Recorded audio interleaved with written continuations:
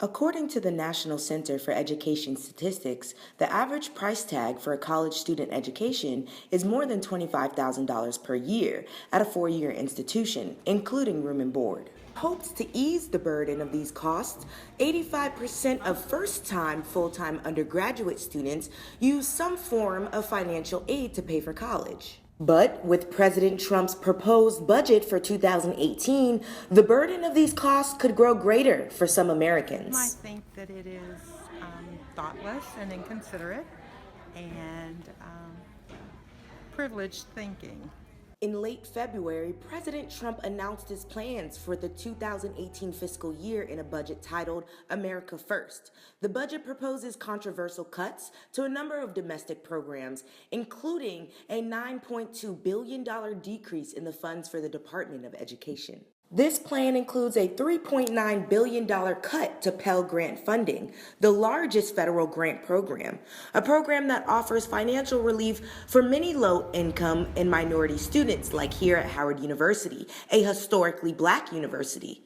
The university's VP of Communications, Crystal Brown, released this statement regarding Pell Grant funding.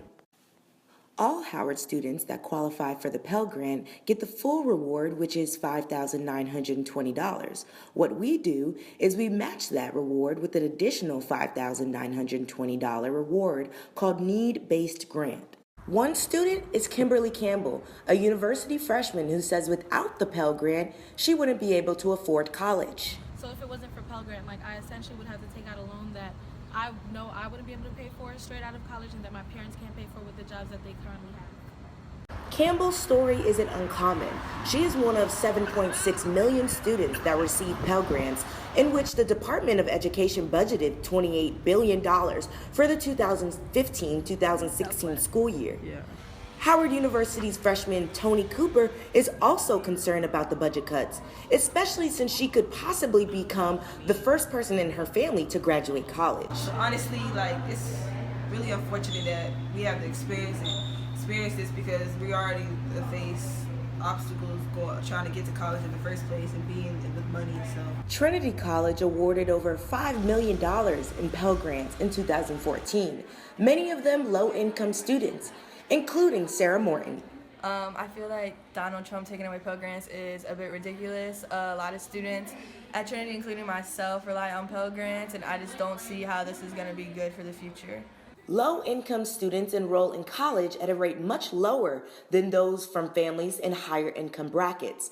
In 2013, 78% of recent high school graduates classified as high income and enrolled in secondary educational institutions, while only 45% of low-income students did the same. The Mary Center, a place that advocates for educational advancement, says that high school students in the nation's capital fall into both of these categories, but for those low-income students, rising college costs are definitely discouraging.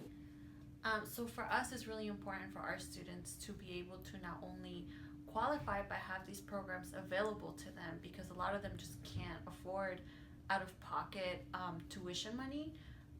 For a lot of these kids, they have to juggle with the idea of going to different institutions. It really depends on how much money they're able to obtain. Reaction as profound disappointment, because the narrative, as sketchy as it was all of a whopping 2 pages, described a scenario that would actually be devastating in college. So the extremism of the plan, as disappointing as it is to see it come from the President of the United States, is also arguably happy news, because nobody in Congress that I can think of would take it seriously. The Pell Grant isn't the only educational program in which Trump anticipates cutting funding.